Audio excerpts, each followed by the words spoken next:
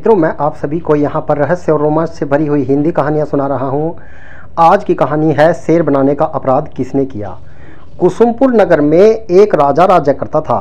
उसके नगर में एक ब्राह्मण था जिसके 4 बेटे थे। लड़कों के सियाने होने पर ब्राह्मण मर गया और ब्राह्मणी उसके साथ सती हो गई। उनके रिश्तेदारों ने उनका धन छीन लिया। वे चारों भाई नाना के यहाँ चले गए, लेकिन कुछ दिनों बाद वहाँ भी उनके साथ बुरा व्यवहार होने लगा। तब सबने मिलकर सोचा कि कोई विद्या सीखनी चाहिए। यह सोचकर चारों 4 दिशाओं में चल दिए। कुछ समय के बाद वे विद्या सीखकर मिले। एक ने कहा, मैंने ऐसी विद्या सीखी है कि मैं मरे हुए प्राणी की हड्डियों पर मांस चढ़ा सकता हूँ। दूसरे ने कहा, मैं उसके खाल और बाल पैदा कर सकता हूँ। तीसरे ने कहा, मैं उसके सारे अंग बना सकता हूँ। चौथा बोला, मैं उसमें जान डाल सकता हूँ। फिर वे अपनी विद्या की परीक्षा लेने जंगल में गए। वहाँ उन्होंने एक मरे शेर की हड्डियाँ मिली। उन्होंने उसे बिना पहचाने ही उठा लिया। एक ने मांस डाला, दूसरे ने खाल और बाल पैदा किए, तीसरे ने सारे अंग बनाए और चौथे ने उसमें प्राण डाल दिए। शेर जीवित हो उठा और सबको खा गया। यह कथा सुनाकर बैताल बोला, हे राजा, बताओ कि उन चारों में शेर बनाने का अपराध किसने किया। राजा ने कहा, जिसने प्राण डाले उसने, क्योंकि बाकी 3 तो यह पता ही नहीं था कि वे शेर बना रहे हैं, इसलिए उनका कोई दोष नहीं है। यह सुनकर बेताल फिर पेड़ पर जा लटका और राजा फिर जाकर उसे लाया। रास्ते में बेताल ने एक नई कहानी सुनाई। कलिंग देश में सोमावती नाम का एक नगर था। उसमें राजा प्रद्युम्न राज करता था। उसी नगरी में एक ब्राह्मण रहता था जिसके देवसोम नाम का एक बड़ा ही योग्य पुत्र था। देवसोम 16 वर्ष का हुआ और सारी विद्याएं सीख चुका, तो एक दिन दुर्भाग्य से वह मर गया।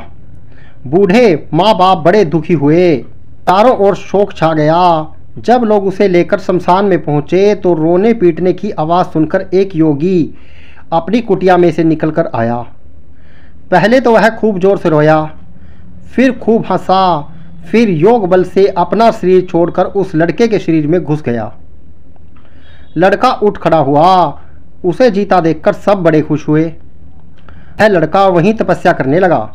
इतना कहकर बेताल बोला, राजन, यह बताओ कि यह योगी पहले क्यों तो रोया, फिर क्यों हंसा।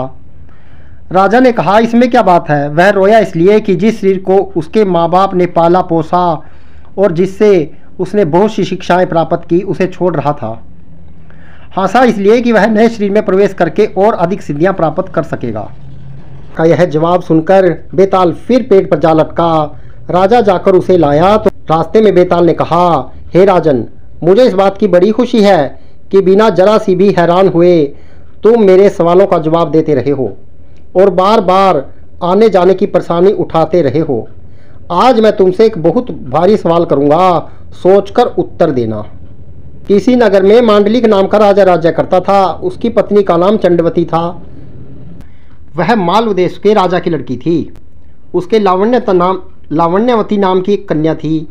जब वह विवाह के योग्य हुई तो राजा के भाई बंधुओं ने उसका राज्य छीन लिया और उसे देश निकाला दे दिया। राजा रानी और कन्या को साथ लेकर मालव देश को चल दिया।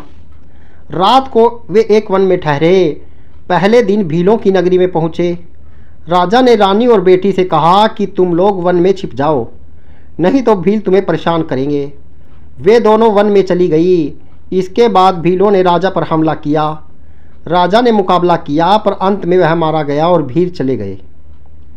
उसके जाने पर रानी और बेटी जंगल से निकल कर आई और राजा को मरा देखकर बड़ी दुखी हुई। वे दोनों शोक करती हुई एक तालाब के किनारे पहुंची। उसी समय वहां चंड सिंह नाम का साहूकार अपने लड़के के साथ घोड़े पर चढ़कर शिकार खेलने के लिए उधर आया। 2 स्त्रियों के पैरों के निशान देखकर साहूकार अपने बेटे से बोला, अगर ये स्त्रियां मिल जाएं, चाहे विवाह कर लेना।